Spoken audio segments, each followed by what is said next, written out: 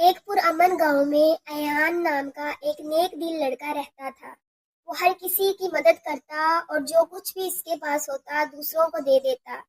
ایک دن ایان بازار سے گزر رہا تھا کہ اس نے ایک بوڑھے شخص کو سخت دھوپ میں کھانستے ہوئے دیکھا۔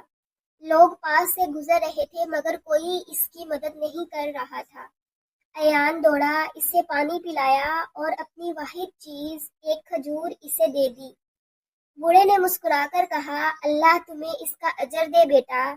اس نے کھجور کھائی اور چلا گیا۔ اس رات ایان خالی پیٹ گھر لوٹا۔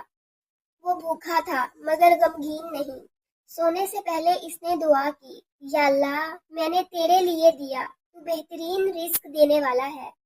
وقت گزرتا گیا، ایان بڑا ہوا لیکن اس کی نیکی اور ایمان ویسے ہی رہے۔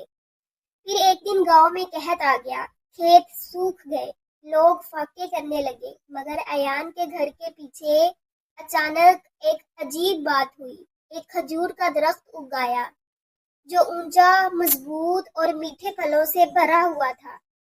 سب حیران رہ گئے، یہ درخت کہاں سے آیا؟